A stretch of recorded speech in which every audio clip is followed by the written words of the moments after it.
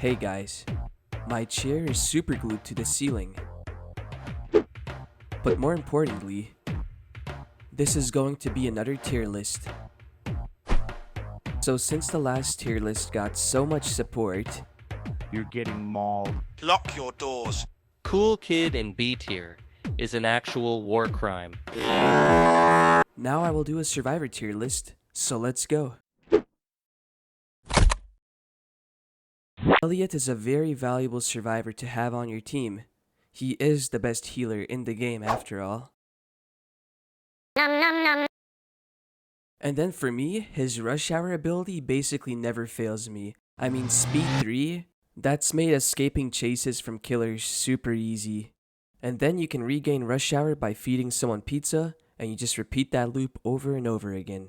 Definitely putting him in S tier, very good support.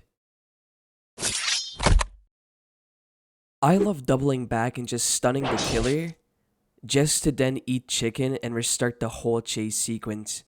Very demoralizing for the killer. The fried chicken abilities give him 80 health back in total. That's crazy. Yum! Despite how solid of a character he can be, we have to talk about how often we miss those sword abilities sometimes. Like, what are you swinging at, dude? Here's my own clip from my Shidletsky video. Very cool miss, bro. Very good survivor, but only A tier. Because of the whole sword thing we just talked about. Chance's coin ability has to be the most infuriating thing in this whole game. Like, sometimes, the bad flips just never stop coming.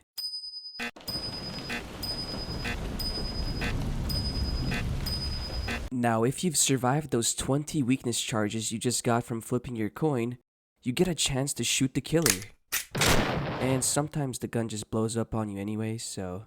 Here's a cool little thing I did with Chance though against John Doe. So basically, whenever he tried to use his corrupt energy, I just shot him every single time. And why am I telling you this? Well, because I want to bring up something else. If you use your eyes, you can see that there's distance between these two. Wow, and I'm telling you this to emphasize the fact that every other stunner needs to be right next to the killer to hit them, but not Chance, which makes him really cool. Really amazing stun, but too many drawbacks from the RNG portion of his character, so no S tier, only A tier. Dussakar's support abilities are really good, such as the force field. My favorite part about Dussakar is when I use the force field on a survivor, and then the survivor comes over to thank me for it with the killer. And then the killer is moved by this moment and will even try to hug me. Wow, Dussakar is so much fun. On a real note though, if you start getting chased by the killer as Dussakar, you just gotta hope and pray that your jukes will help you get away, because Dussakar does not have abilities to help him get away from the killer, like Elliot. We're just gonna put him in C tier. His support abilities are amazing, but when it comes to being chased by the killer, you are super dependent on your teammates to help you. And I also put him in C tier because he's the survivor I've died the most times with. Noob is okay, he's not really the greatest, but he has moments where he shines, like in Last Man Standing with his Bloxy Cola and Ghost Burger. However, I just think his abilities take too much time to use, like when he drinks his Bloxy Cola. B tier, a pretty hit or miss character. Guest 1337 is one of the funnest characters for me. And man, parries are super satisfying to land. Guests can push killers around, hit some diabolical plays.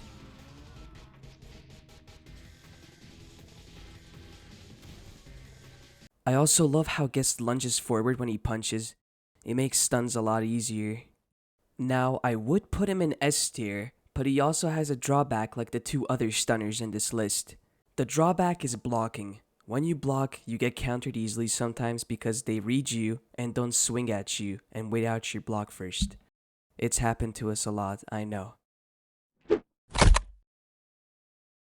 Taft's traps can work out really well sometimes. It just lines up perfectly, you know?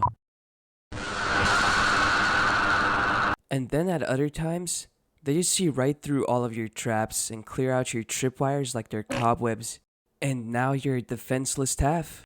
Without any traps set up, there's not really anything you can do for yourself. But hey, when you play your cards right as Taff, it can be an A tier. I'll be happy to share all of my tips with this character when I make an experience video on him, so look out for that.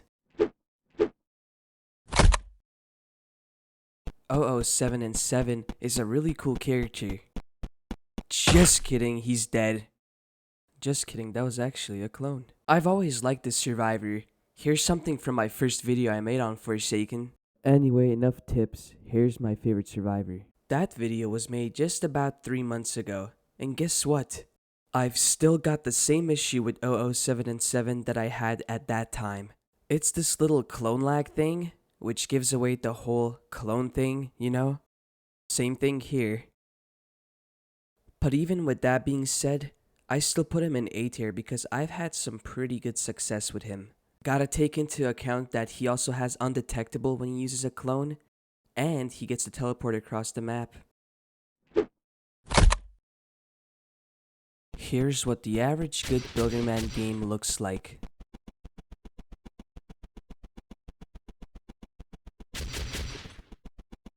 Alright, you get it. It's just a really long loop over and over again. Now, strangely enough, I will put Builderman in S tier, and if you want to know why, just watch my Builderman experience video. It's just the looping potential is crazy good, and whenever I played as Builderman, it has gone pretty well. And on top of all the sentry crap you can do, he also has a dispenser. And now I also want to decide which stunner between these 3 characters in A tier deserve S tier. Out of those 3, I promoted Guest 1337. I just like his versatility a lot. And that's it. Nobody will have a problem with this tier list, right? Builderman in S tier is crazy work. How dare you not put my King Shedlitsky in S tier? Make better tier lists, you smelly boy. And now some of you are wondering where 2-time is? Well, here's 2-time for you.